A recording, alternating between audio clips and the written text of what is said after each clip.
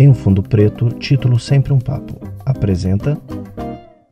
O convidado Túlio Mourão abraça uma pessoa. Túlio Mourão autografa o livro.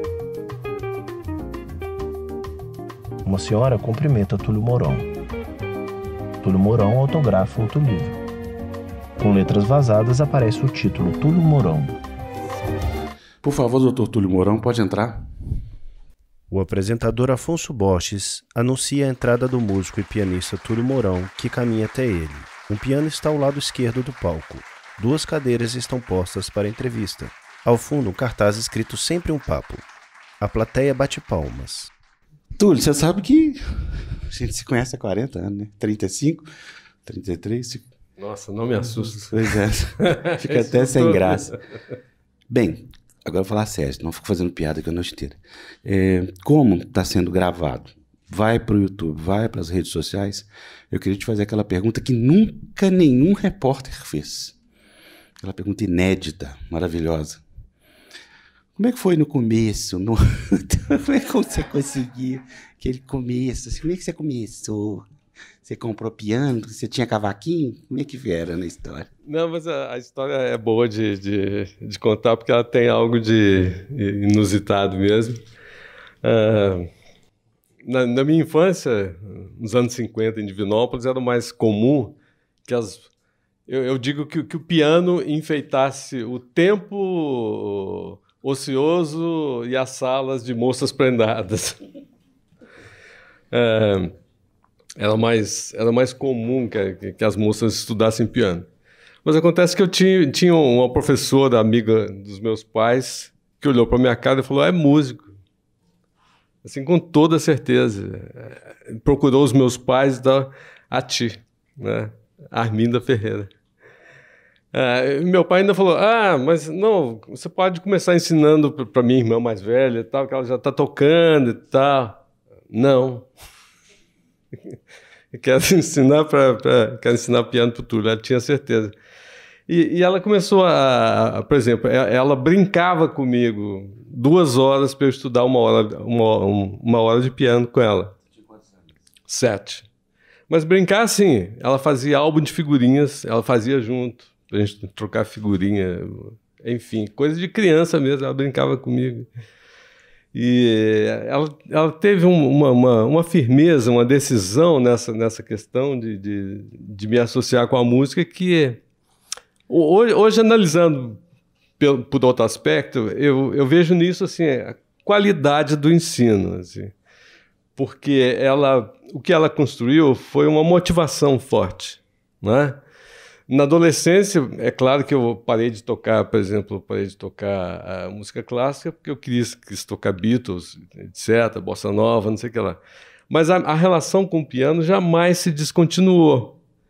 Eu nunca deixei de tocar piano. E eu devo isso à qualidade da relação que foi feita no início. Então, essa questão assim, da motivação ligada assim, para quem está ensinando crianças, é muito importante, é uma lição aí a aprender. E você começou com shows e tudo naquela época ou foi uma coisa que você estudou muito antes? Não tinha shows. Eu estava mostrando as músicas da minha filha para eles. A história é outra hoje, né? O mundo é outro hoje. Não comecei fazendo shows, não. Na falta de um verdadeiro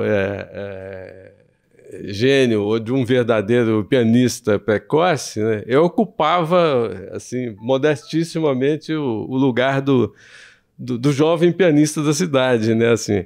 Então tinha, por exemplo, inauguração da Academia Divinopolitana de Letras, sessão solene da Academia Divinopolitana. Aí me botavam para tocar. Eu sentava na cadeira, dormia, alguém me acordava, me levava para o piano, eu tocava, voltava para a cadeira, dormia mais um pouco. Assim. Esse tipo de evento, assim. Eu lembro que fui tocar no baile de aniversário da cidade. Um baile de noite. Eu não ia em baile de noite. Como é que te apresentavam? Entra o menino prodígio, essa coisa? Não, primeiro eu fui barrado na porta. Né? Pô, o que você está fazendo? Menino aqui, né? Aí tem que explicar. Não, mas ele vai tocar e tal. É festa de aniversário da cidade e tal. Então, assim, era um menino prodígio da cidade, né? Na falta de um verdadeiro, eu cumpria modestissimamente esse papel. O GG nessa época já queria fazer show seu? Não, né? Deixa eu ver se o GG já era nascido. Eu vou dar uma colher de chá para ele. Já era, ele fez 84 outro dia. Ele comemorou junto com o Balona, não foi, GG? Não, o GG, ele... A plateia assiste atentamente. Começou, assim, a querer fazer show, assim, quando... Nos Mutantes. Aí ele começou a perseguir e tal, começou a ir junto e tal, e foi uma coisa linda. Foi um show em Betim, né? Foi isso? Betim, né? Eu não esqueço. Nunca mais você tirou essa bota, né, bebê? Desde a época, né? Ficar dos Mutantes, né? Bem, vamos continuar. Mas me conta, e de Divinópolis para a decisão de tornar-se músico, teve uma etapa um pouco complicada, né? Que é a arquitetura, né? Que é a passagem pela universidade e tudo. De vez em quando você não sonha com prédio, aquelas coisas? Prédio caindo, não? Prédio caindo, no caso, casa. O que aconteceu é que foi, de repente... Em Belo Horizonte eu conheci, assim, de uma hora para outra, juntos, assim, o Clube da Esquina. No Festival FEC, Festival Estudantil da Canção, eu conheci o Toninho Horta, o Beto Guedes, o Lô Borges, o Tavinho Moura, enfim, todo mundo junto. E o impacto de conhecer esse povo já fazendo uma música linda...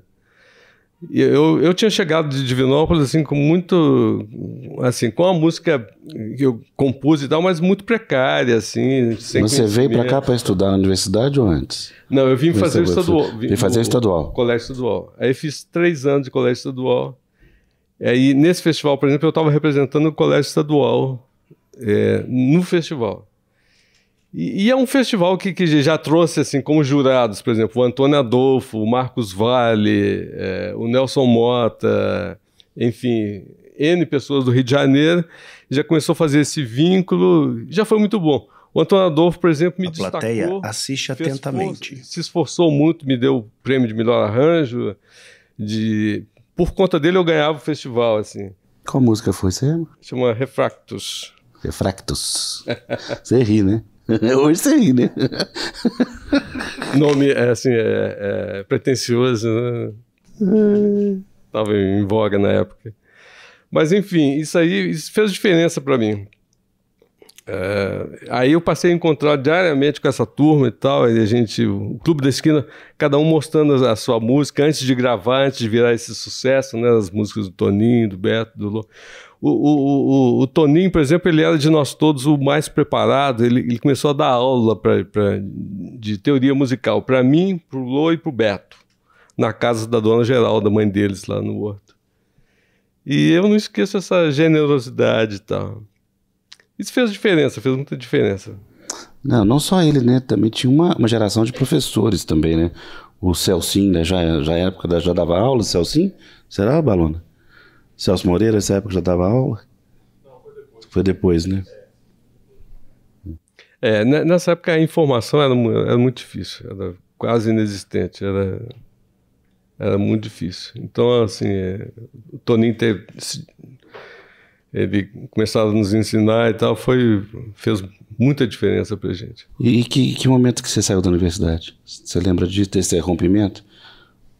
Eu fiquei 1 ano só na universidade e entendi que era importante ir para o Rio de Janeiro, onde as coisas aconteciam.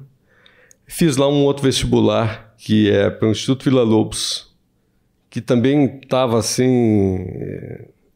tinha uma proposta nova, uma proposta conceitual. Era uma escola superior, fiz outro vestibular, mas não tinha nada de um conservatório tradicional, assim, nada. Era muito vanguardista. Na verdade, o sonho do maestro era ter assim, uma escola que fizesse música eletrônica. Ele tinha estudado em Paris, o Pierre Chaffet e tal, uns caras, e achava que isso poderia dar pé aqui. A plateia assiste atentamente. Acontece que o governo assim, no tempo da ditadura, não suportava a ideia de uma escola de vanguarda. Começou a prender professores, a perseguir os professores. Ele destituiu o maestro Reginaldo de Carvalho da direção da escola, botou o General Graça como diretor da escola. Não satisfeito, ele demoliu o prédio. O prédio da escola era o prédio que tinha sido da UNE, a UNE estava proscrita e eles tinham medo, o governo tinha medo que a UNE retomasse o prédio. Está falando de 74, né? Não, antes, muito antes, muito antes. Então eles demoliram o prédio. Hoje, na Praia do Flamengo, 132, tem um estacionamento. O Niemeyer parece que fez um outro projeto para a UNE, não sei em que pé. A plateia assiste atentamente. Mas isso foi a minha tentativa de ter uma base acadêmica. E foi, assim, violentamente... E como é que foram os primeiros shows depois disso? Bom, os primeiros shows, eu tive que me profissionalizar, né?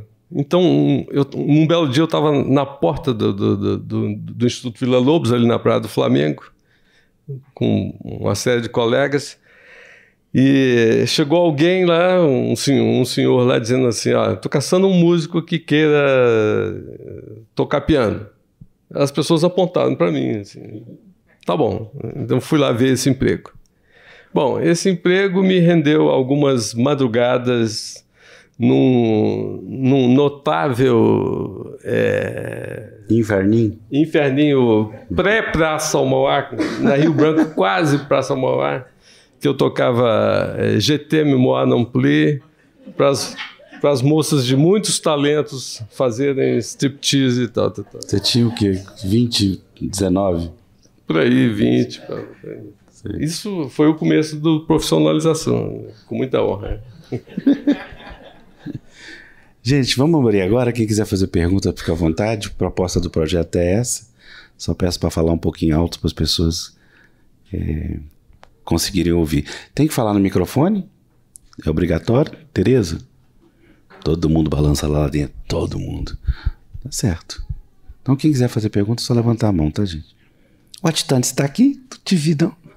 Querida. Tudo de bom? Vamos vai. Uai, eu sei, gente, eu vou achando as pessoas. Tá bom, não? Esse. Bem, ninguém pergunta não, fica até amanhã cedo, não tem problema nenhum não, gente. Boa noite, como é que você chama? Uma mulher Cláudia da plateia faz uma pergunta. Eu gostaria de saber em que momento da sua vida você percebeu que a música era a sua vida, o seu trabalho, sua vocação, e sem dúvida, né? Porque assim, a gente geralmente tem muita dúvida ao longo da escolha da profissão, né? E teve um momento, né, que você chegou a pensar em arquitetura, né? E que momento assim que, nossa, escolhi certo, isso é meu, isso me arrepia, isso está na minha alma. Comigo, o que aconteceu, eu gosto de arquitetura, gosto até hoje, mas foi seguir o que estava mais forte, assim, sem dúvida. E nessa questão não houve dúvida. A música estava apelando mais fortemente. Mas teve algumas coisas interessantes. Quando eu estava deixando a arquitetura para ir para o Rio de Janeiro fazer um outro vestibular, né, e ser músico, boa parte da minha família não entendeu, assim, porque entendeu mal, começaram a interpretar mal, assim, é um hippie, não quer nada, não quer nada com a vida e tal, tá saindo por aí e tal. Muita gente da minha família teve essa ideia. E, para minha surpresa, a pessoa mais idosa da família, que foi a minha avó, a avó Maria, que foi firme, sábia e disse: enquanto eu viver, a minha casa é sua e eu te apoio e estou com você. A plateia bate palmas.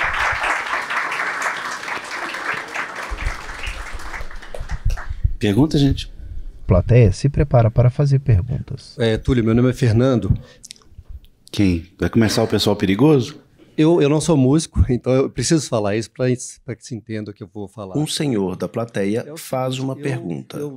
Eu comecei muito roqueiro como ouvinte. Eu ouvia muito a Rádio Cultura de Belo Horizonte e predominantemente eu ouvia rock ali, apesar de que ela era uma rádio muito eclética e tal. E logo eu comecei a identificar o seu som. Então eu falo porque parece um contrassenso, né? Eu era roqueiro do rock pesado, não era bitomaníaco. Mas eu ouvi o seu som e muito rapidamente eu comecei a identificar o seu som. E é estranho, porque piano tem as notas prontas, não é como os bends de violão e guitarra. E esquisitamente você conseguiu logo um registro, uma cara própria. Eu acho que é o sonho de consumo de todo músico ter a cara própria. Aquele som é do Túlio. E eu, particularmente, passei a identificar o seu som e sempre chamei esse som seu de o som mineiro, universal mineiro, porque não era aquela coisa pequena do regional, mas era uma música mineira. Por isso é música mineira, no maior sentido possível, sabe? Uma música que deve deliciar qualquer um em qualquer parte do planeta. E você tem consciência desse som mineiro universal ou não? Ou se tem, a partir de quando que você percebeu, não, eu tenho o meu fraseado, o meu som? Eu fico feliz de ouvir você dizer dessa maneira e que você tenha percebido uma marca é lisonjeira, eu fico muito feliz. Eu sempre acho que os mineiros, eles são bons de mixing pot, eles são bons misturadores de influências. Eles fazem uma mistura sábia. E eu acho que Minas é meio assim equidistante do país, quanto equidistante do mundo também, e mixa, tem um caldeirão muito rico. A plateia assiste atentamente. Minas não fica de frente para o mar e nem... Assim, e tem um caldo muito saboroso, muito diverso e muito rico. Eu acho que os mineiros são bons de fazer esse... Mixam com sabedoria, e dosam com sabedoria, assim, a coisa contemporânea, a coisa que vem de longe, a coisa que vem o jazz, o rock, o pop, com as coisas daqui e tal. E conseguem, assim, o novo consegue a singularidade com essa a partir dessa mistura, sem ter medo de misturas. Eu acho que... Agora, uma coisa também que ajudou a formular os mineiros a formularem seu som particular, é a dificuldade que a gente tinha de ter acesso à informação, por exemplo. Por exemplo, isolamento em Divinópolis, eu queria tocar bossa nova, mas eu não tinha chance alguma de saber que acorde era aquele, com sétima e nona e tal, que os caras faziam, que o Tambatri fazia, não sei o que lá, não tinha chance alguma de saber o que era aquilo. Então, fazia uma outra coisa. E depois depois que eu conversei bastante com o Milton, ele falou que a situação dele em Três Pontas era exatamente isso, assim. Ele adorava também o pessoal da bossa nova, mas não tinha a menor ideia de como fazer no violão esses acordes e tal. E o Milton fez uma coisa originalíssima com o violão dele, né, que é diferente de tudo. Isso também foi uma coisa que aconteceu. Esse nosso insulamento, assim, nessa fase, fez com que a gente buscasse dentro soluções, assim, inventasse coisas mais de dentro, mais do interior. Já que estamos nas parcerias, vamos começa a falar dos Mutantes. Como é que foi o primeiro contato com eles e um pouco da convivência? A história dos Mutantes é ótima, porque eu era amigo assim, diário do Lulu Santos. A gente ia fazer um conjunto de rock que chamava Viludo Elétrico. E eu encontrava com o Lulu todo dia. Era eu, o Lulu e o Paul de Castro. A gente ia fazer o Viludo Elétrico. A plateia assiste Por exemplo, atentamente. quando o George Harrison fez o Living in the Material World, a gente escutava todo dia. Foi impressionante, na casa do Lulu. E era um amigo diário, assim. Mas um dia, para bem ou para não sei o quê, ou para a posteridade, ou para, não sei, para o destino, ele chegou lá no meu apartamento levando o Sérgio Dias a Tiracolo. E o Sérgio Dias já de violão. E eu tinha ganho um piano naqueles dias. É que esse piano ficou no meu apartamento exatos 15 dias a conta de eu encontrar o Sérgio. E a gente tocar, o Sérgio tocou violão, eu toquei piano, e a gente se entendeu maravilhosamente. Daí, uma semana, o Sérgio voltou de São Paulo para me buscar, para me levar para os Mutantes. O Sérgio ficou 1 ano sem falar com ele, tá? Porque o Sérgio estava roubando o pianista dele, tá? Mas depois ficou tudo bem. Esse foi o começo, assim. Mas, assim... Mas os Mutantes, para mim, a questão dos Mutantes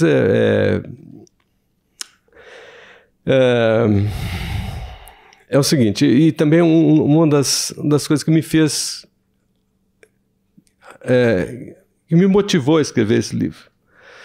Na época da ditadura, os protagonistas que tinham voz, conseguiam escrever, que estivessem no teatro, ou no jornalismo, ou na música, ou nos letristas, ou, enfim, eles todos tinham mais de 30 anos, a geração do Chico, né, o Caetano, esse povo todo tinha mais de 30 anos. E a ditadura impactou eles de outra maneira muito diferente do que quem tinha 20, quem era adolescente. E a história de quem era adolescente na ditadura não foi contada. Porque era um tempo, o final dos 60 e começo dos anos 70, em que o mundo estava atravessando mudanças muito promissoras, encantadoras, irresistíveis. Assim. Woodstock, Janis Joplin, The Who, enfim, com mudanças sociais, religiosas, mudanças sexuais, comportamentais, assim, questionamentos do sistema. Todo mundo existia uma ordem que era vamos sartar, vamos conhecer outros lugares. Então, quem não estava engessado ainda pelo sistema começou a circular, né? As pessoas que tinham 30 anos já estavam mais, de alguma maneira, engessadas pelo sistema. Eles não recebiam esse impacto que vinha do mundo de uma maneira diferente. E essa história não foi contada, a história de quem era adolescente na época da ditadura. Também porque a grande mídia não tinha descoberto ainda a juventude enquanto filão, enquanto tema e enquanto meio, enquanto produto, que depois virou um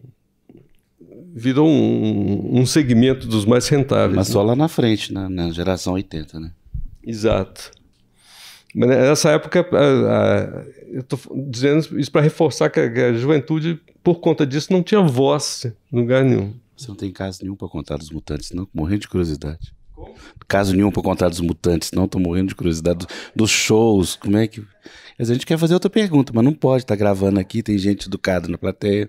Não, tem casos ótimos. Por exemplo, o Brasil não estava na rota ainda dos grandes shows. Eram raros os grandes shows que apareciam por aqui. Quando apareceu, por exemplo, Santana, chegou em São Paulo, veio a banda do Santana, aquela banda maravilhosa. A gente correu atrás, a gente foi para a porta do ginásio, ver a montagem, só faltou a gente pedir para carregar os cases, então a gente viu a montagem inteira. E nós tentamos comprar o Hammond deles, mas eles não quiseram vender. Era tão difícil ter acesso ao que a gente precisava, o Hammond, o Minimoog, essas coisas todas, era tudo muito difícil. Então a gente tietou dessa vez e tal. Quando veio o Alice Cooper, por exemplo, aí eu acho que a tietagem foi mais violenta, assim, por exemplo. E, por exemplo, quando veio o Alice Cooper, a banda da Rita Lee foi mais eficiente na tietagem, vamos dizer assim, né? O Andy Mills era um técnico que veio cuidando das cobras. A plateia assiste atentamente. O show, para quem não conhece Alice Cooper, o show tinha um layout todo noir, todo rock horror e tal, assim, ele pintava o olho de preto. E tinha momentos lá que ele fazia uma cena com as cobras e tal. Acontece que a Rita se aproximou do Andy, e eles começaram a namorar e tal. E aí o Andy foi morar na casa da Rita. Ele começou a operar o PA da Rita e começou a acompanhar os shows da Rita. E o Andy então foi morar na casa da Rita e levou as cobras. As cobras do Alice Cooper. As cobras do Alice Cooper. Só que a Rita morava numa casa de vila lá em Pinheiros, em São Paulo.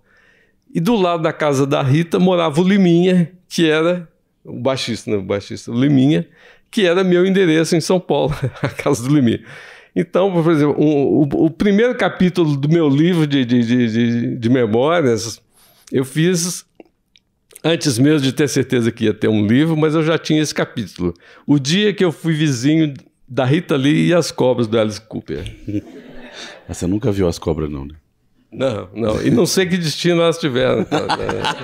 A plateia assiste atentamente. Ele virou um grande técnico na Som Livre, fez inúmeros discos, você pode catar aí, né? Tem muito, né, Andy Mills. As pessoas não sabem que ele veio cuidando das cobras. Atualmente ele cuida desses cases do Fórmula 1, assim, ele gerencia cases e tal. Subiu na vida, né? Cobra pra case. Fala um pouquinho do primeiro momento com o Clube da Esquina, mas mais especificamente conta um pouco do seu primeiro contato com o Milton. Quando eu encontrei essa rapaziada toda, o Toninho, o Tavinho Moura, o Beto Guedes, o Loborges, quando eu encontrei essa rapaziada toda em Belo Horizonte, o Milton já morava fora, já morava no Rio. E quando eu fui para o Rio de Janeiro, o meu percurso era outro. Eu estava no Instituto Villa-Lobos, estudando e tal. Não tive muita chance também de me aproximar do Milton. Mas eu tinha para mim que eu só queria... Eu tietava de longe o Milton, mas eu só queria me aproximar o dia que eu tivesse algo para mostrar, assim, como compositor e tal. Algum conteúdo meu, um disco e tal. Então, assim que eu gravei o disco MPBC na Philips, que foi o primeiro disco, eu corri atrás do Prejuízo e o casal Robertinho Silva e a Leuda que fizeram as honras da casa e foram me apresentar o Milton. Né? Então a gente foi tietar o Milton na praia num domingo, lá na Barra, ele morava na Barra. Era um apartamento modestíssimo ainda. Mas ele estava na praia e o Robertinho, a gente foi lá azucrinar ele na praia e tal. Eu levei o disco. Mas assim que eu falei que eu era de Divinópolis, ele falou que queria fazer um show em Divinópolis, aberto, de graça para todo mundo, para retribuir o enorme carinho que ele tinha com a cidade de Divinópolis. O Milton tinha uma coisa especial com Divinópolis, porque teve o Woodstock brasileiro ou mineiro, que foi uma multidão que foi parar lá em Três Pontas, né, gente do Brasil inteiro. Um show assim, histórico que teve o Milton, o Chico, a Fafá, acho que a Clementina, né? E um show que o Brasil inteiro foi lá e tal, foi um sucesso, uma coisa inesquecível. Aí de outra feita, alguém sussurrou no ouvido de outra pessoa que vai ter um outro show do Milton em Três Pontas. Era mentira, né? Não tinha nada disso. Foi fake news também não era desse tempo. Mas, enfim, apareceram 2 ônibus de gente de Divinópolis lá, em Três Pontas. E eu conheço muita gente ainda desse ônibus. Eles chegaram na cidade, o Milton nem estava na cidade, aí foram para na casa do Milton, vasculharam a casa do Milton, entraram, olharam debaixo da cama e tal... Procuraram e tal, até que o Milton chegou, não sei de que cidade que ele estava. A plateia assiste atentamente. Ficou tão sensibilizado com aquela história que ele acabou fazendo um show na praça. Ele, o Wagner, eu acho que de acordeon, com um megafone, uma coisa assim. Eles fizeram um show para aquela turma. E o Milton ficou sensibilizadíssimo com aquela história. Então, quando ele me conheceu, ele falou que era fazer um show em Divinópolis, aberto de graça para aquela população. E aí, eu e a Marisa, minha primeira mulher, a gente cuidou de realizar esse show. Foi o começo dessa história com ele.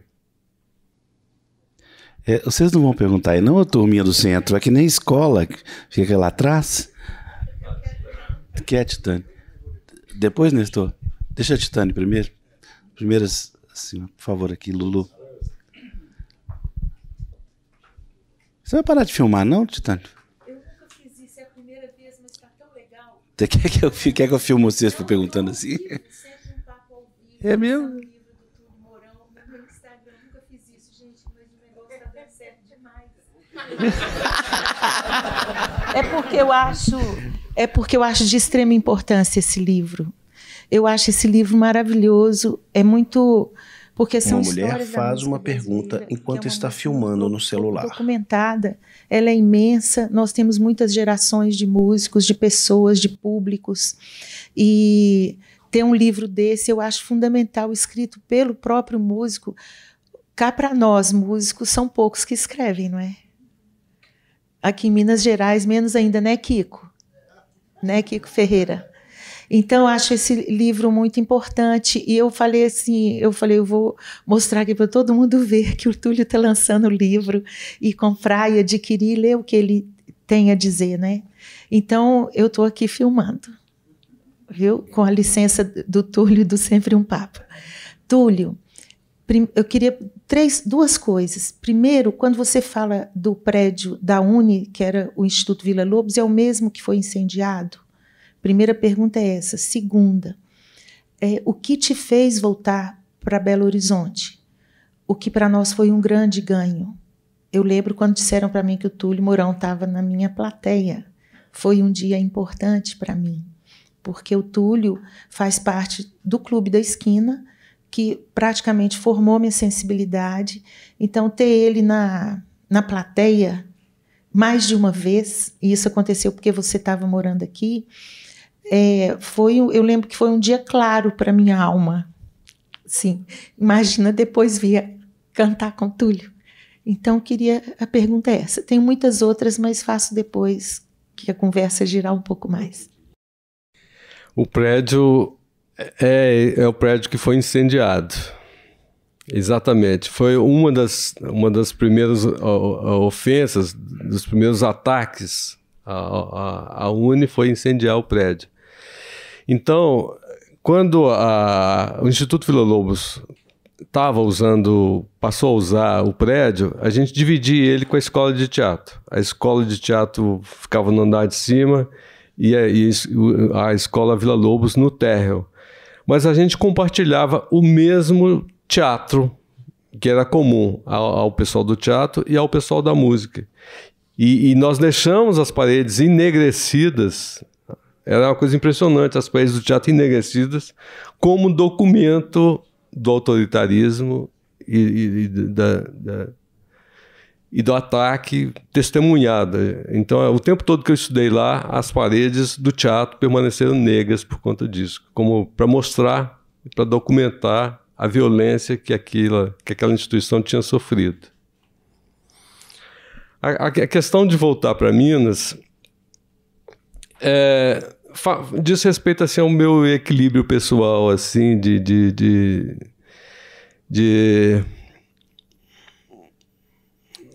ter uma relação com mais pessoas e com mais alegria, com mais felicidade, com mais facilidade, assim, pessoas do círculo social mesmo, assim.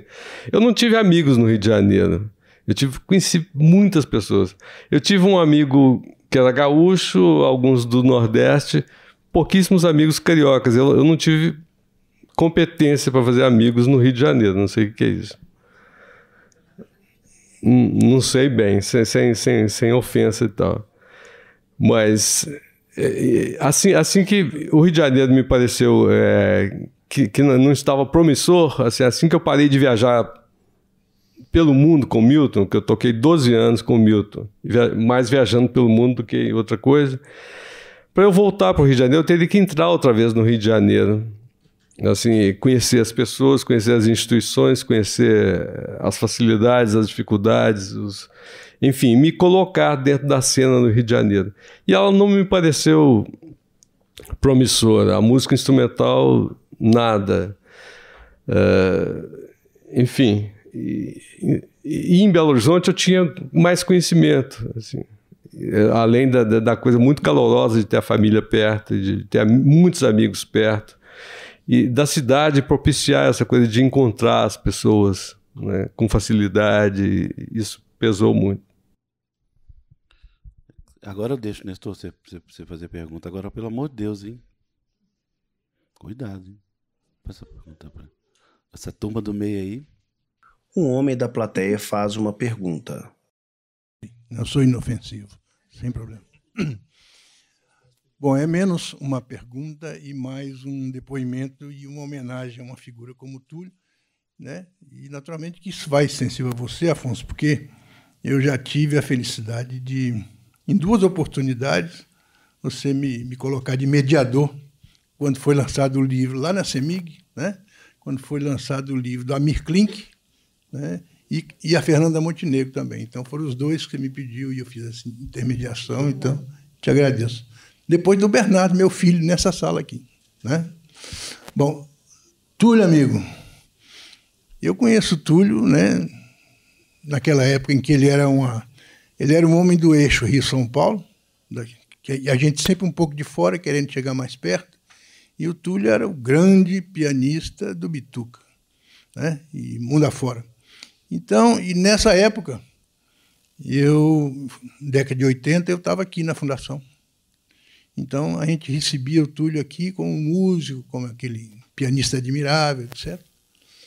E a coisa foi passando até que, alguns anos atrás, apareceu o projeto Música Minas. Foi quando a gente ficou mais próximo, né, de você e da Franciane, porque foi um projeto que, ao contrário do que muita gente pensa, não foi um projeto do poder público. Foi um projeto que nasceu das entidades, né, das entidades que congregam os músicos, Sim, Amig, né, e Comum e outras, né? Elas é que levaram uma proposta à secretaria que acatou o projeto e aí tiveram a coragem de me pedir para fazer a coordenação desse projeto por parte da Secretaria de Cultura. E daí a gente se aproximou mais, viajamos junto e tal. Bom, mas eu quero salientar, você estava falando, da sua ligação com os grandes nomes, né? Com Bituca, com Toninho, enfim, com esses grandes nomes. Mas o que é muito peculiar e muito especial no Túlio, viu, Afonso? Para nós, mineiros, é a generosidade dele, a capacidade dele e a dedicação não aos grandes, mas aos pequenos músicos que estão começando. E eu tive uma experiência porque eu fui durante algum tempo produtor fonográfico. Fiz vários CDs e o último CD que eu tive a alegria de fazer foi justamente com quem? Com o Túlio. Né? Ele foi o arranjador, ele foi o pianista, com 3 valores jovens desconhecidos, 3 meninos de Montes Claros, porque o patrocinador, naturalmente, era de Montes Claros. Então, era um baixista, um baixista da Sinfônica de Montes Claros, era um percussionista também, lá de Montes Claros, garoto, e um outro rapaz, esqueci o nome dele, mas o apelido dele é Meninão, que fazia voz e violão. E o Túlio, então, eu convidei e ele ajuntou os meninos e fizemos um CD que foi uma homenagem ao Marcinho e ao Lô, né? Ao Márcio Borges e ao Lô Borges. Nós nos sentamos e fizemos uma seleção de músicas da autoria dos 2 irmãos. Letra do Marcinho com música do Lô, e foi o último, encerrei minha carreira de produtor fonográfico aí. E na companhia, a melhor possível que do Túlio, como arranjador, como pianista, como orientador desses jovens músicos que ele colocou na cena musical de Minas Gerais. Então, com isso, né, eu só tenho admiração por essa figura muito especial que é o Túlio, né? Daqui a pouco você vai me dar. Não concordo com o encerrou, não.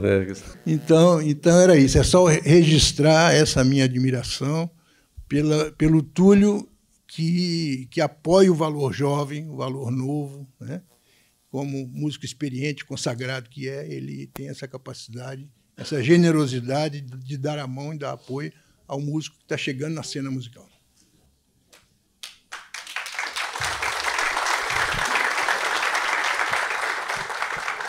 Bem, já falando na admiração, queria pedir uma salva de palmas à dona Jandira, que eu agora que vi a senhora aí, dona... Desculpa, viu? Desculpa. Malu também quer falar? Então nós vamos fazer o seguinte, vamos fazer mais 2 perguntas e depois escravizar o Túlio aqui um pouquinho pra gente, tá bom? Fazer... Então 3 perguntas, beleza? 4, 5, 10, 15, gente. Vamos fazer então uma coisa que eu costumo fazer e que funciona quando tá na hora de acabar, que não é agora, calma, mas é daqui a pouquinho. Letícia, vem cá fazendo um favor. Vamos passar a pergunta, o microfone para 3 pessoas, depois o Túlio faz um arrazoado das perguntas, tá? A primeira pessoa que falou está do lado do Tavinho, ali, por favor, microfone. Depois a Malu, depois o senhor e depois o senhor, beleza? Boa noite. Boa noite, Túlio. Tudo bem? Meu nome é Fernando. E eu tive o privilégio, através da minha esposa, que é divinopolitana, de ter já devorado o livro, né? E escrever um livro, nós estamos falando até agora de música e tal, mas escrever um livro é tão difícil, eu fico tentando lá fazer as minhas letrinhas, apesar de... Agora, contar uma vida rica dessa, como todos os bastidores da música, eu achei muito lindo e assim é de devorar mesmo. Você senta e em algumas horas e você vai acabar lendo o livro de uma vez, né, de uma sentada. Eu queria, na verdade, o seguinte, dar um trabalho danado selecionar, né? 50 anos, vamos selecionar aqui aqueles casos mais interessantes. Mas deve ter ficado alguma coisa diferente. Um senhor da plateia faz uma pergunta. E não saiu no livro. E aí vem a minha curiosidade aqui. Você tem alguma coisa para contar que não está contado no livro? É nervoso esse riso? Vamos passar agora para a segunda pessoa. Malu, por favor. Muito obrigado pela presença da senhora. Senhorita também, por favor. Meu Malu, esqueci de citá-la. Boa noite, meu nome é Malu Pracheia. Uma mulher da plateia faz uma pergunta. Desde esse festival que ele falou, o primeiro FEC, em 1969. Eu tive o prazer de aplaudi-lo, curti muito, foi lindo. E depois eu trabalhei com o Túlio, em 1989, quando eu trabalhava no BDMG Cultural. Ele contou essa história do Milton, os ônibus de Divinópolis, aquela história. Aconteceu exatamente isso. Nós estávamos fazendo um show na primeira noite, que eu coordenava o projeto de música. Convidei o Túlio, ele estava fechando o projeto, chamava Projeto Instrumental, né? E o Túlio chegou todo tímido, desse jeito que ele é.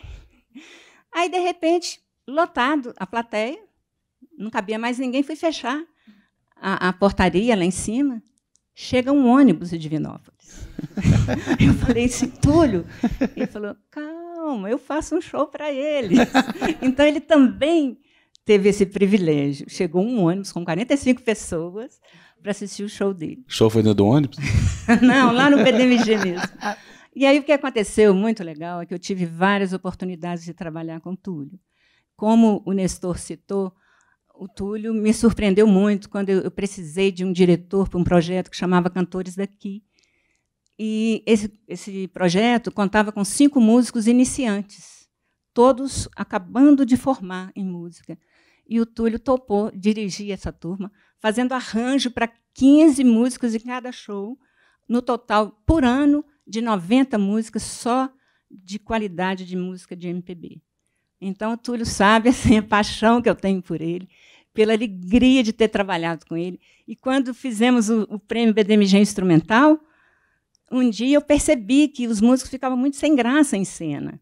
Eu falei, Túlio, você não quer trabalhar como diretor artístico e musical, ensinar essas pessoas como se deve comportar em cena? E ele fez esse trabalho, quer dizer, ele topa qualquer desafio.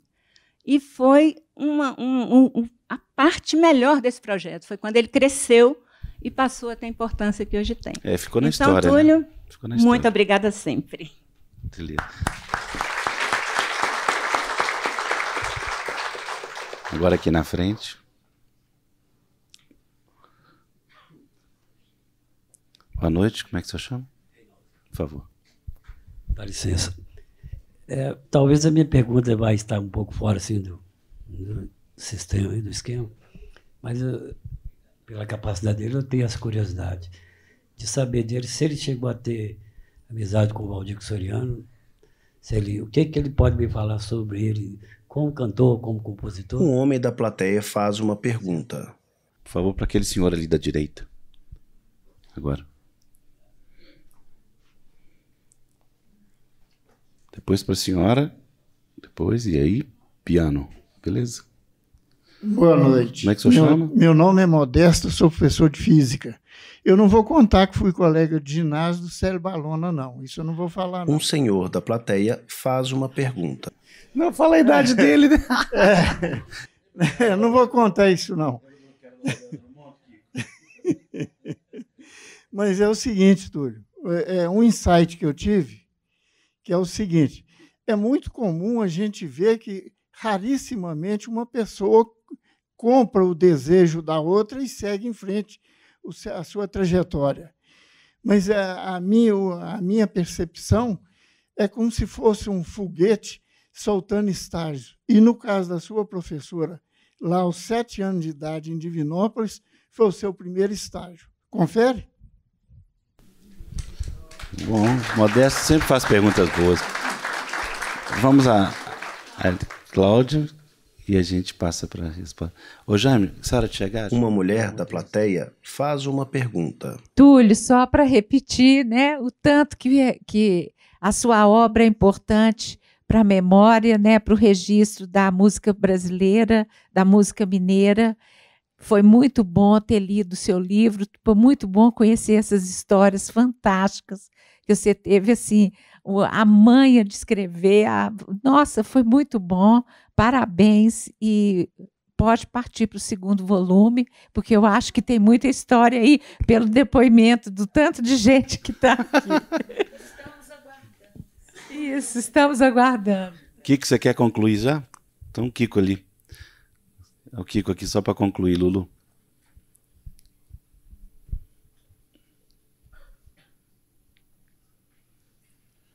Boa noite, como é que o senhor chama? Boa noite, Kiko Ferreira, suas ordens. Bom, eu sei que já o tempo estourou, mas é porque eu acho importante, um pouco em cima da fala da Malu, recentemente a gente fez um programa na Rede Minha chamado Voz Ativa, e a gente... Um senhor da plateia faz uma pergunta. O André Midani, uma pergunta que eu fiz na lata para ele, você trouxe a Warner, trouxe os músicos do Brasil inteiro, e por que você não contratou os mineiros? Ele falou, porque eu via problemas de atitude, de palco, de atendimento da imprensa. Então eu vi uma coisa meio amadora nos mineiros até então, muito tímida, que não batia com a Warner, com o espírito da Warner. E eu vi ao longo do tempo, aí tem que fazer todo mundo tem que contar a história com o Túlio, né? Mas porque na verdade eu comecei a escrever sobre música muito jovem, com 15 anos, no Colégio Técnico, né? Na época da Titânia, Éder Santos, um tanto de gente bacana, porque eu tinha vindo de Ipatinga e naquela época não tinha informação. Então eu estava em Belo Horizonte, onde podia ter os discos, né? Então, vou tentar resumir essa história da generosidade do Túlio, e a pergunta é um pouco em cima dessa capacidade dele de ajudar a moldar carreiras. Então, assim como, naquele momento, eu comecei a escrever sobre rock and roll, né, como meu amigo ali da TV Cultura, da Rádio Cultura. Depois, eu só entrei na música brasileira a partir do rock. E era interessante, porque naquela época, o rock era Rio e São Paulo, basicamente, né? Ainda não tinha essa geração 90, Skank, não sei o quê, Sepultura e tal. E as duas bandas que tinha, na época era a revista Pop, né? Que tinha os maiores prêmios de todo ano, era o Terço e os Mutantes. E, por acaso, era o Túlio Mourão e o Flávio Venturini, os tecladistas. Então, primeiro, ele fala um pouco sobre essa coincidência, né, dos dois serem os tecladistas, e eles tinham uma atitude de palco, digamos, de Londres, de Rio e São Paulo, não sei o que, tinha roupa especial, forma de entrar, tinha uma coisa cênica importante que depois o Túlio usou de uma maneira positiva, digamos, na elaboração de carreiras de músicos tão díspares, tão diferentes, como Edinardo, Maria Bethânia, Milton Nascimento, Tadeu Franco, quer dizer, uma série de músicos de estilos tão diferentes, e eu tenho certeza que eu não li o livro ainda, só abri, mas só a história que ele tem com esses caras e qual que é a contribuição que ele fez para cada um. Então a minha pergunta tinha que ser feita no começo, né? Porque eu queria que você falasse um pouco o que você aprendeu com cada um desses caras, porque eu tive outra generosidade do Túlio. eu era amigo do Renato Duarte, que é um grande amigo que morreu aos 25 anos, e aos 20 e poucos anos eu fui o primeiro jornalista de Minas a ir para Rio e São Paulo fazer free jazz, Hollywood rock, aquelas coisas que até então não tinha esse negócio do mineiro daqui sair. E meu QG era o apartamento do Túlio lá na Timóteo da Costa. Então, através do Túlio, um dia você chega na casa do Túlio, tá lá o Mu Carvalho, da Cor do Som, e não sei o quê, e a gente um dia encontra e vamos jantar com o seu Valença, entrando na pizzaria Guanabara. do Alice Cooper. O Cazuza tinha acabado de sair, tinha feito um striptease, né? Não sei se você lembra disso, Túlio. Então, conheci Rui Mota, dos Mutantes, né? Então, o Túlio foi muito generoso em ajudar um jovem jornalista que não tinha meios de pagar hospedagem no Rio de Janeiro. Então, a convivência com o Túlio sempre foi muito generosa em todos os sentidos. E quando ele voltou para cá, mais generoso ainda. Então, eu queria que ele falasse um pouco dessa, né, desses casos. Eu, por exemplo, depois eu tive a oportunidade de falar sobre o Túlio com o Ednardo, por exemplo, ele falava da importância que foi, com Bethânia, né? Então, eu sei, né, o Túlio já me contou várias histórias da trajetória do Bethânia, porque Bethânia tem essa coisa teatral. Então, Túlio já me contou, essa eu posso contar, porque não tem nada demais. Ele falar como é que era um roteiro da Bethânia, né? Começava com, sei lá, 32 músicas, né, Túlio? Ia mexendo nos arranjos e a cada ensaio a Bethânia ia cortando, até que chegava uma hora e virava uma frase só, né, Túlio? Então, eu queria que ele falasse um pouco de o que cada um, a experiência com cada um desses artistas trouxe para a vida dele, para a carreira dele, para essa decisão de voltar para Belo Horizonte. Bem, vamos à resposta aqui, porque já são 4, 5 perguntas. Você lembra de todas ou quer ajuda? A maioria das perguntas, na verdade, são elogios que eu fico... não sei como ficar diante deles, eu fico agradecida e eu fico muito feliz e meio sem jeito, assim, ouvi muitos elogios. Mas a questão dos artistas com quem eu trabalhei é bem uma questão muito central. Depois que eu saí dos Mutantes, assim, a gente tinha construído caixas que pesavam 200 quilos cada uma, com 3 metros de boca, com 1,20 m por 1 metro de largura. Essa caixa tinha gente dentro dela quando foi inaugurada, a caixa cuspiu gente. E isso era a nossa tentativa quixotesca de montar no Brasil uma cena rock and roll com todos os ingredientes, bom e alto, e de alto som, de qualidade para 5 mil pessoas e tal. Só que a gente fazia isso tudo sozinho. Mas por conta disso, a situação ficou assim, saiu do controle. Então, depois que eu saí dos Mutantes, eu queria muito conhecer melhor a MPB. Porque o Kiko vai me entender quando eu disser que existe um abismo assim, intransponível entre MPB e rock. Não tinha a menor ligação. O rock não havia TV, gravadora que gravasse, jornalista que falasse, imprensa que escrevesse, nada, era marginal mesmo. Então eu queria conhecer melhor conhecer melhor a MPB. E o primeiro cara com quem eu trabalhei, depois que eu saí dos Mutantes, foi o Fagner. Quem me levou para o Fagner foi o Carlos Alberto Sion, que você conhece também, né? E eu gravei o primeiro disco do Fagner na CBS, um disco lindo que chama Raimundo Fagner, que eu adoro. Naquela época o Fagner era o porta-voz de uma legião de talentosíssima gente, como Petrúcio Maia, Fausto Nilo, Clodo Climério, enfim, Abel Silva. Enquanto ele era o porta-voz de muita gente talentosa, ele fez discos notáveis, né? Eu adoro esse disco. Mas, enfim, eu lembro que o show que a gente fez no MAN, por exemplo, o MAN era um point assim, de descolado para a música, a rapaziada emergente e tal, fazia o MAN, o Museu de Arte Moderna no Rio de Janeiro. E a minha surpresa foi quando assim, o Fagner ele dava uma respiração, ele suspirava e a plateia desabava de alegria, de prazer, de emoção e tudo. E eu estava vindo de uma cena onde a gente precisava de toneladas de som, de luz e de decibéis ensandecidos e também de virtuosismo. A plateia assiste atentamente. Para a gente comover, para a gente contatar as pessoas.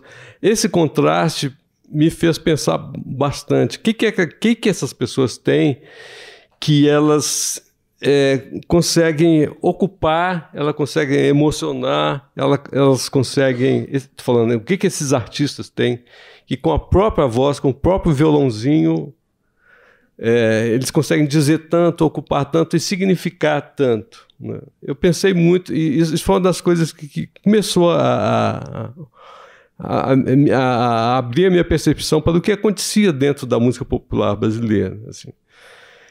Eu entendo que o que se busca em toda arte é humanismo.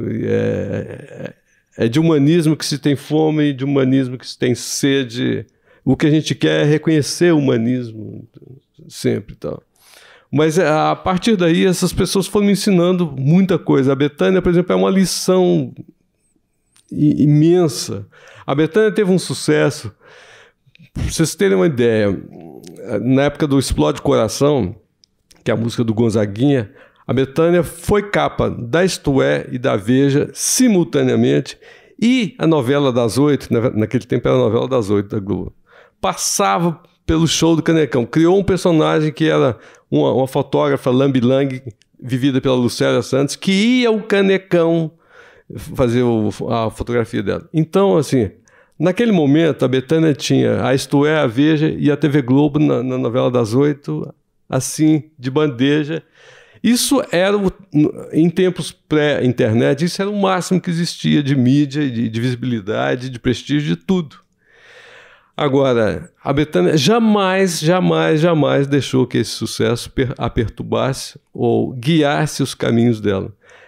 Ela, na verdade, a hora que ela sai do Canecão, ela não sabe mais se ela é uma grande cantora, juro para você, ela não sabe se você gosta dela, ela não sabe se o público dela gosta. É um temperamento desértico de não reter calor. A plateia assiste atentamente. O sucesso ditasse os caminhos dela. Então a força dela, hoje eu posso dizer que é a grande cantora da MPB, que ainda lota teatros onde ela vai, e está sozinha nesse papel. E a força dela vem do interior, vem da fidelidade ela aos seus conteúdos, a fidelidade que ela tem às suas convicções. Você está voltou a trabalhar com ela agora, né? Eu estou fazendo, ela me chamou recentemente, eu tenho feito alguns trabalhos e tal. Admiro profundamente, é muito difícil trabalhar com ela, mas eu admiro muito. Bem, tem uma pergunta que ficou, que é do moço que perguntou se ficou alguma coisa fora do livro. Depois que ficou pronto, você não lembrou de alguma coisa, que é o mais comum do mundo, né? Nossa, tem muita coisa. Vou ter que fazer um outro livro. Você podia até contar umas histórias verdadeiras no próximo, né, inclusive. Mais uma pergunta que ficou. O senhor fez uma afirmação, né? Praticamente, né? Concorda, né? Beleza. E vai passar sempre o papo inteiro sem o Balona e o GG abrirem a boca? A ideia é essa? Isso. Lulu, cadê você? Olá. Ah, guardei para. Falou, Babão. Mania de radialista. Porque o GG tem história de um menino adolescente de 12 anos correndo atrás. Bem, não vou falar isso, não. Não, eu só queria dizer. Um senhor da plateia faz uma pergunta. Em relação à música, né? Eu sou músico, Túlio é músico. E eu sempre admirei muito o trabalho do Túlio. Mas sempre, assim, nós nunca tivemos a oportunidade de tocar juntos.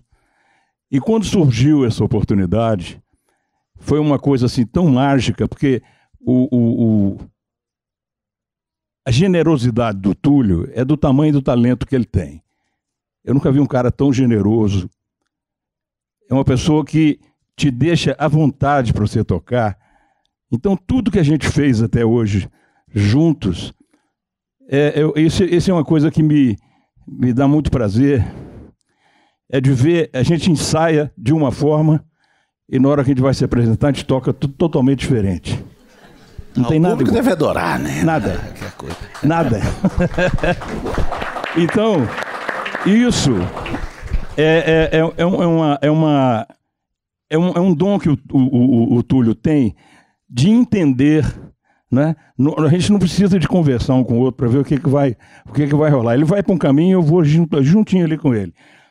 Se eu vou para um outro caminho, ele já está indo também a mesma coisa. Então, tocar com o Túlio é um prazer assim imenso, né?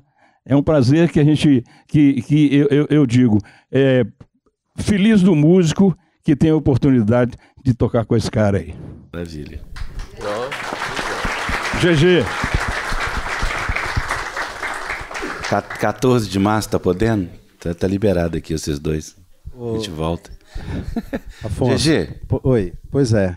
Bom, cara, falar do Túlio... Um senhor da plateia faz uma pergunta. É uma relação muito especial com tudo, né? Porque Divinópolis, anos 70, quando eu comecei a produzir, eu estou com 43 anos de produção, eu comecei em Divinópolis, com um grupo de pessoas muito especiais, que hoje se mantém um elo de amizade, e é uma das coisas mais importantes, que nós temos um grupo de pessoas, né, Túlio, que nos cercam, né? Aí no livro tem uma foto muito feliz dos nossos passeios nos anos 70, né?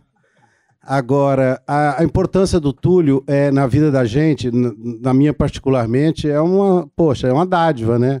Porque, cara, a gente era jovem nos anos 70 em Divinópolis e nós tínhamos um ídolo que tocava nos Mutantes.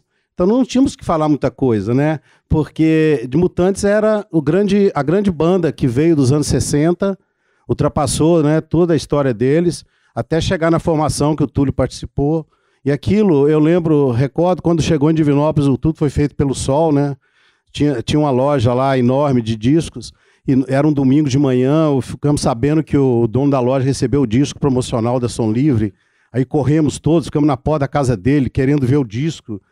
Então, quer dizer, olha, cara, eu só posso dizer aqui, Túlio, que cara, os anos 80 nossos, no Rio de Janeiro, que eu também frequentei muito a Timóteo da Costa, né? Então, nós sempre mantivemos esse elo muito forte.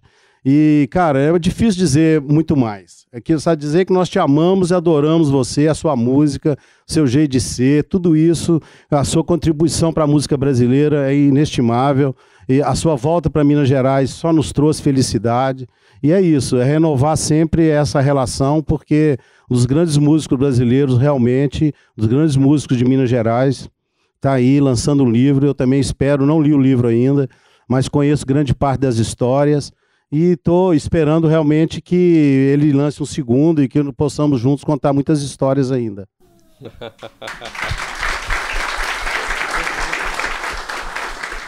Eu vou só para não deixar o Fernando sem uma historinha. É o seguinte, a gente, na época dos Mutantes, a gente precisava ter essas marcas, Hammond, Minimoog, essas coisas, JBL, esses falantes. Isso impossível de ter aqui. Isso fazia da gente assim contrabandistas convictos e conflituosos, porque era uma situação difícil, né? Perigosa e tudo. Se fosse hoje, a gente já teria sido preso milhões de vezes. Porque, por exemplo, a gente, para entrar aqui de volta com falantes JBL, a gente produzia selos da JBL falso e pregava nos Novik, que era o falante brasileiro. Colava nos Novik, dava saída nos Novik aqui na alfândega, no aeroporto. Lá, jogava fora, e aí chegava... sim, anotava o número de série. E depois lá a gente pregava o correto. Mas enfim, então a gente tinha essa praxe bem ilícita, muito ilícita e perigosa. Mas quando a gente foi aos Estados Unidos para trazer Hammond e Minimoog, aí a gente exagerou um pouco na dose, porque o esquema não funcionou. O Hammond, por exemplo, novo, era um órgão imenso e tal, numa caixa nova e tal, Minimoog e tudo. A gente pregou o número de série falso neles, mas quando chegou no aeroporto de Cumbica, lá em Campinas, o fiscal da alfândega abriu aquela caixa de Hammond, veio aquele bafo de cheiro de Hammond novo assim da loja. Ele falou: não, vocês não me enganam. Então. E prendeu os nossos instrumentos. Prendeu. Então, como fazer? Então, isso lá em Campinas, e a gente morava em São Paulo. Aí a gente ficou... O que fazer? A gente ficou indo a Campinas diariamente tal, e aí resolvemos, tentando todas as artimanhas, todos os conhecidos, ninguém conseguia liberar e tudo. Aí a gente começou a ir na casa do fiscal, descobrimos quem era o fiscal que prendeu, fomos na casa do fiscal, ele recebeu a gente, falou, não, isso eu não posso fazer isso, tal, não posso liberar, isso é um ilícito, não sei o que lá, não sei o que lá. No dia seguinte, voltamos, fomos para a casa dele, até que no terceiro dia a mulher dele falou, a mulher dele falou com ele, libera a coisa dessa moçada aí, isso, para de... Senão eu não aguento mais eles enchendo o saco. Ele acabou liberando.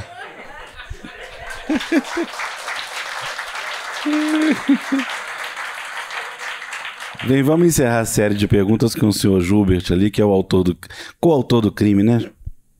Primeiramente, eu sou o Gilberto Amaral, eu sou o editor do livro. Tive a honra de ajudá-lo a selecionar essas histórias. E até tem umas questões legais que eu queria encerrar essas perguntas dando até gancho para você começar a tocar.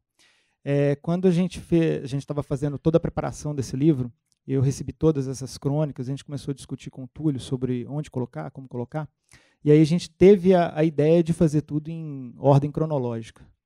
E hoje eu vejo que seria uma péssima ideia, porque memórias não são assim, elas vêm e depois vão, depois voltam. E aí a gente fez questão de salpicar essas histórias misturadas. Mas teve 3 histórias que eu fiz questão de colocá-las, uma no início, outra no final, e outra no meio. A primeira, que é Mozart crucificado na Sexta-feira da Paixão, a memória já me falha também, mas que eu queria mostrar para o leitor que a partir daquele momento a música era muito importante para o autor daquela obra. Ao final, a gente escolheu uma crônica na qual ele é uma bênção de casamento, vocês vão ler que ele foi convidado para fazer a bênção de um casamento, e aí a gente alterou um pouco a crônica para que ela fosse, no final, uma bênção ao leitor.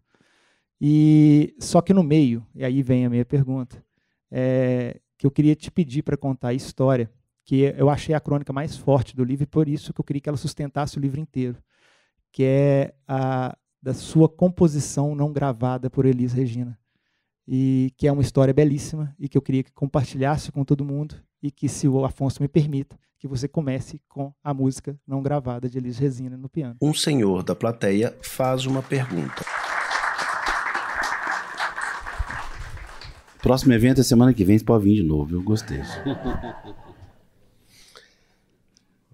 Bom, se eu entendi bem, essa história com Elis é das mais muito importantes para mim, muito forte. E eu devo começar a tocar com ela isso.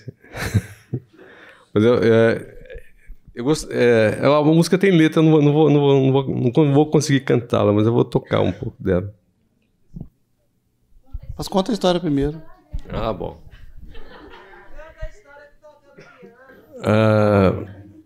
Mas ela vai ficar de costa para vocês. A Elis estava assim... Elis foi das coisas que eu tietei assim, de uma vez... tietei mais do que todas as outras cantoras. Quando ela começou com o Arrastão, então foi uma coisa incrível na minha vida. Então, quando eu tive a oportunidade de conhecê-la, o Luizão, que é o baixista, ele tocava comigo na Betânia e ele estava fazendo o disco que seria o último disco da Elis, a gente não sabia disso, que é o Trem Azul, no Odeon. Então ele atendeu o meu pedido e me levou para conhecer a Elis, e eu levei uma música para ela conhecer, para ver se ela queria gravar. Então eu cheguei na Poligram, o Luizão me apresentou a Elis. A plateia assiste atentamente. Eu estava esperando que Elis fizesse como todas as cantoras fazem, agradecesse educadamente eu levei uma fita cassete com a música e uma letra escrita manualmente num papel. Eu estava preparado para ela receber aquilo, agradecer, né, e falar, Léo, legal, vou escutar e entre em contato, porque era assim que elas faziam. Acho que esse trecho eu posso ler, assim. À vontade. Deixa eu ver se eu tenho que caçar aqui. Me ajuda aqui. Deixa eu segurar para você aqui o microfone. Toninho, a gente já falou tão mal do... Vocês querem que a gente repita? A gente pode começar de novo. Não? Minha orelha está quente. Já está quente. O Toninho foi o 3º ou 4º convidado Sempre um Papo. Foi o 2º, depois foi o Toninho. Lembra, Toninho? Lá naquele boteco.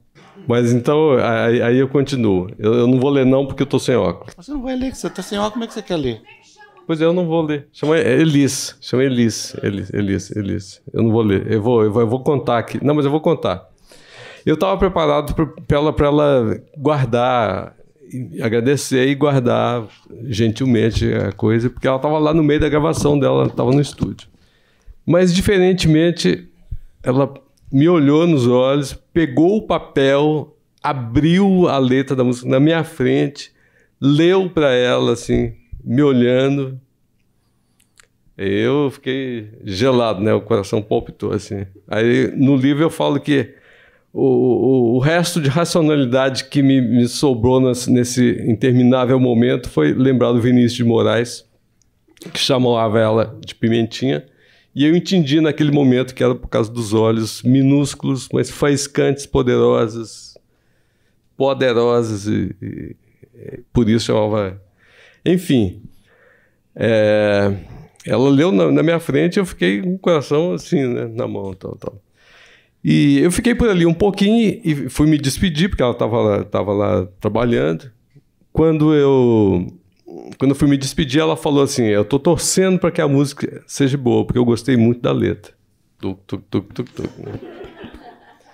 Aí os dias seguintes, para mim já estava de bom tamanho ela ter gostado daquilo. Eu não fiquei ansioso nem coisa alguma. Para mim já estava de bom tamanho já ter aproximado dela e ela ter gostado da letra, estava achando ótimo. Mas teve um dia que eu cheguei em casa, uma tarde chuvosa, aí a nossa secretária chamava Sandra, e eu só sei o nome dela por causa disso. Entre muitas secretárias que trabalhavam lá em casa, essa entrou para a história. A Sandra me disse, a Elis ligou e falou para você ir para o estúdio rápido. É claro que eu voei para o estúdio, né? Cheguei antes dela. Ela chegou minutos depois ainda trazendo Maria Rita, criança, pela mão. Olha só. E ela falou o seguinte, olha, eu realmente estou interessado na música, mas você fez uma gravação acompanhada de órgão. O órgão tinha lá em casa. E eu não entendi a pulsação da música, o groove, não entendi o ritmo. Então, faz uma outra gravação com violão para eu entender melhor. Eu tinha que... ali era Odeon, eu tinha que... ali mostrado para ela a música no piano, que é o meu instrumento. Olha, vou te mostrar aqui. Eu devia ter feito isso, mas a droga da insegurança me atacou nesse momento. E porque ela falou violão, eu fui no Rio de Janeiro procurar um amigo violonista que fosse aprender a música, gravar a música, e isso não deu certo. Então eu fiquei desesperado para fazer isso, não ficou uma gravação boa, nem clara, nem coisa alguma, nem eficiente, nem podia ser, né? Aí quando eu voltei de tardezinha, ele estava dormindo, eu deixei a fita com o César e não aconteceu mais nada. Eu ainda não sabia que esse seria o último disco dele, senão até as coisas teriam ficado piores um pouco.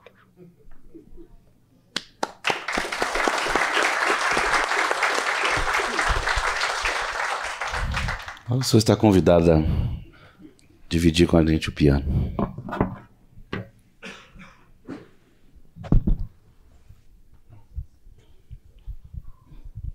Foi gravado pelo Davi, vou só lembrar ela um pouco.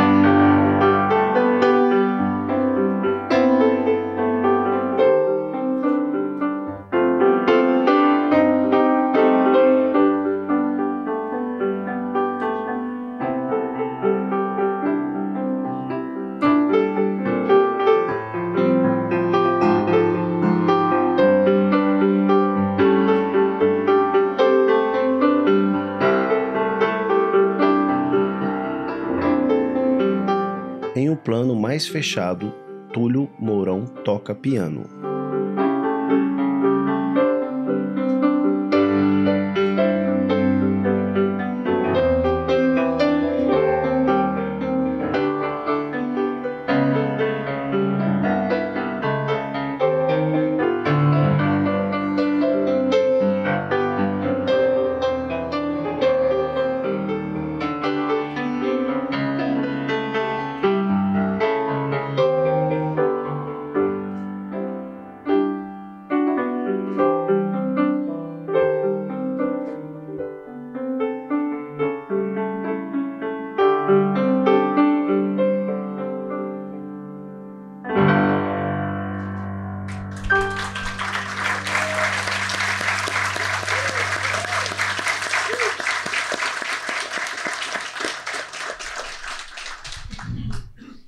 Túlio volta a tocar o piano.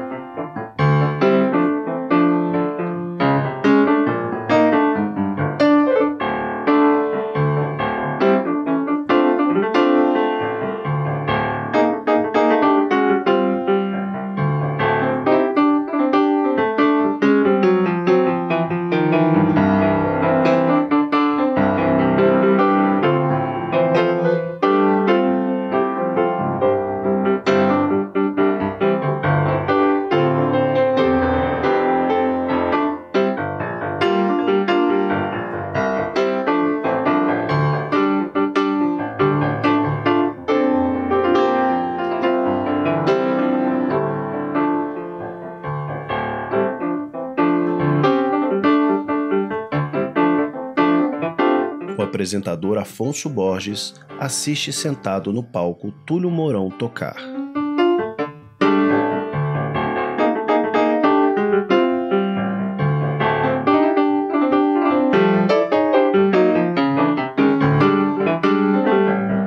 Close nos dedos de Túlio Mourão tocando piano.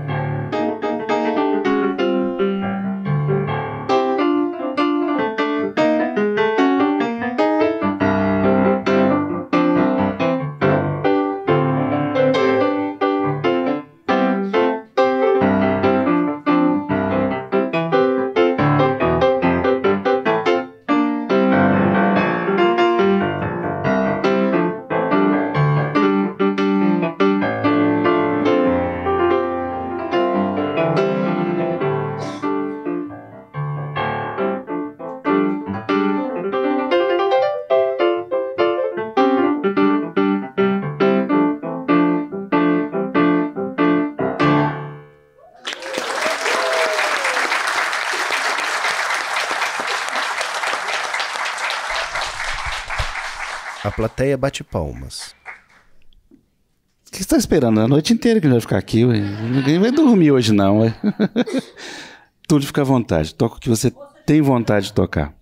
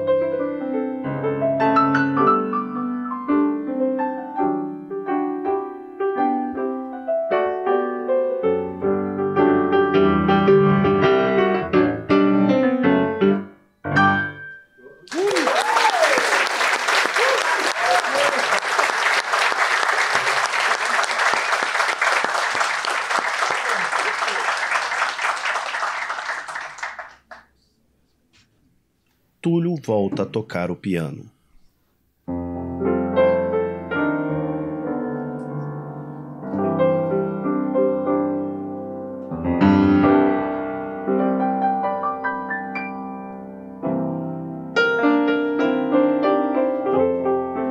A plateia escuta atentamente Túlio Mourão tocar.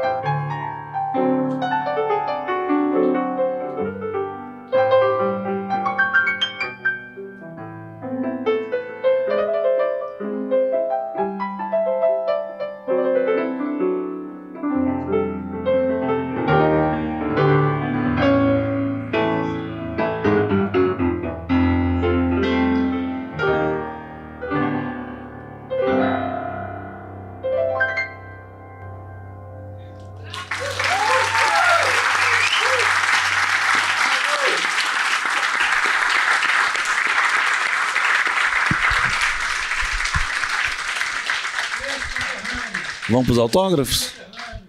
Vamos para os autógrafos? Túlio se levanta e caminha até a cadeira no palco. Então, assim, com a promessa aqui dia 14, né? Vocês voltam aqui, então agora que o Toninho vai, tipo, escraviza o Toninho também. 14 de março, tá bom? Tá bom? Brincando, mas que pode voltar, pode, não pode, gente? Uma boa noite, o autor está disponível para os autógrafos daqui a pouco. O apresentador Afonso Borges e o músico Túlio Mourão se levantam e agradecem o público.